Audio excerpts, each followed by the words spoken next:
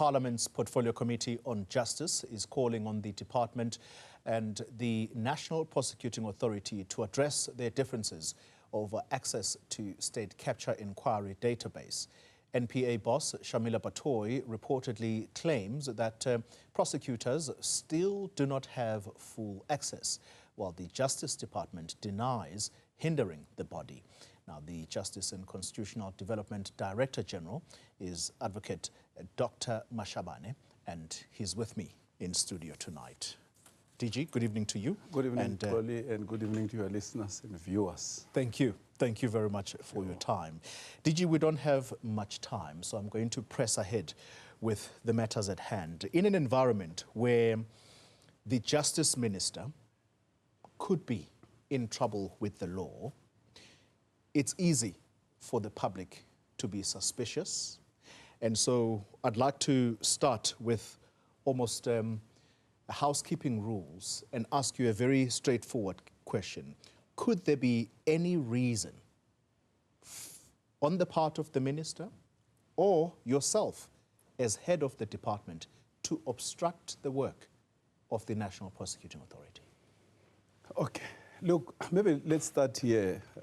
We were summoned to the Portfolio Committee yesterday, Portfolio Committee on Justice and Constitutional Development, and precisely to deal with this matter. And part of the reason that they had to summon the department, the ministry and the NPA was because, of course, of the newspaper reports that had claimed that, the investigative directorate in the NPA doesn't have access or is denied access to, records that emanated from the State Capture Commission that was chaired by the former Chief Justice Zondo. Yeah. Now, if you, and you'll recall that Minister on record yesterday at the committee did mention the fact that that article, when it was published, she was only 14 days in the job. And it is really inconceivable that Minister will, in that 14 days, have been in a position to block any access to the database or for the NPA to come to a conclusion that Minister will not, want them to have an access or any one of us. And as you can imagine, the department is a big machinery. We have been briefing the minister. We have not even concluded the briefings. And so this was one of the matters that was on the table that minister was going to be briefed about by ourselves in the department, but even by the NPA itself. As minister has put it on record yesterday that she has only managed a meet and greet and one meeting with the NPA where really she was not given a full briefing about what this matter is about. You'll recall that the commission spent about 4 years. So even its report is voluminous.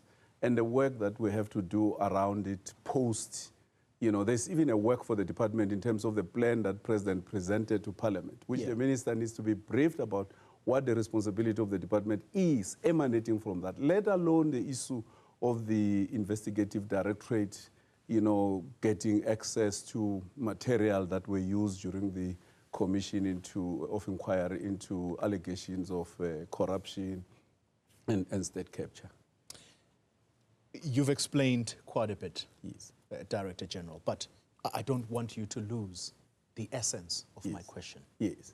The public wants to know, yes, so that history yes, is recorded, that the DG came on this show to say, I, as Advocate Mashabane, have no reason to obstruct the work of the NPA, nor does my political principle. Yes. So I think that's very important, Xoli, and emphatically, I have to say, even on behalf of the minister, because she has said that before parliamentarians yesterday, that she had no reason, and even us who she found in the department, at least in her defense, to say she had never been fully briefed about this matter, she had never been requested any document. Now, this is what happened, just for the purposes of viewers and South Africans to understand, the work of the commission was concluded sometimes in 2022, in June. And when the former Chief Justice presented his reports to the President. And that was the end of the commission. But the commission, post-1994, was so generous in many ways of its own kind. And the work that they've done over 4 years, a lot of materials were gathered and collected. what we then decided, with the political approval of the former minister, was that because there was information, there's also, a database and a data center that contains information digitally and otherwise and archives, that we decided to keep the staff. As you will know, the department is administering the Commissions Act of 1947, upon which the commission that is colloquially known as the Zondo Commission was established. So the department kept the secretariat and brought them into the department to continue with the management of the information, because that information, even at the time that the commission was in existence, was being required by other law enforcement agencies, particularly the ID in the NPA. And during the time of the commission, there was a time where there was a challenge where the ID required some of the information from the commission, but we're mindful that the Chief Justice was still working. There will likely be a conflict. So what happened then, what is called Regulation 11 was amended, and an agreement struck by the former minister with the Chief Justice was that even as you do your work, some information you must release it to the ID, and that will be based on a subpoena, and provide that information for the ID. Because remember, the ID, when it was proclaimed by the president in 2018, was solely to deal with the work of the three commissions: the commission into SARS, the commission into PIC, as well as the commission of Judicial Commission of Inquiry into allegations of state capture, corruption, and fraud. All right. Let's then ask a very clear and direct question, yes, because this is where the differences between you and the NPA exist. Yes. Access to this digital evidence. Yes. What has your department done to ensure that the ID, yes, gains full access, yes, to the information it needs? Now, so when the commission closed, all the assets, materials and all of that then moved to the Department of Justice, because in terms of the PFMA, we must account for every asset that we have. Now, and what then the former minister did last year was to give an instruction that the department will manage the asset for the benefit of all law enforcement agencies. So the SIU, the DPCI in the police, the FIC in Treasury, and the ID with the NPA, that all of them, from time to time, they will require access to this information. So what then we did as a department, one, the secretariat that is responsible for the management of the data center trained about 37 investigators from the ID on how that system works. Because it's not just any investigator who can come and know how to operate the system or access the information. So they were trained. Yeah. Now, you'll understand is this, what the newspapers reported was something called unhindered access, which up to yesterday and even today, we still were battling to understand the interpretation of the terminology. What is unhindered? The commission, the recommendations from the former Chief Justice in terms of the report identifies specific cases and say there are these following cases or following individuals. There must be a criminal investigations with a view to prosecute. Yeah. Because the standard they were using themselves as a commission is not the same standard as what you will use in a criminal investigation. So what has been happening hitherto is that the investigators will approach the secretariat that is running the system and request specific information and say, this is the information we're requesting, maybe this is what the chair has said or the recommendation says about Xoli. Can you provide us with the following information? And they will do that. Okay, just on that point. Yes.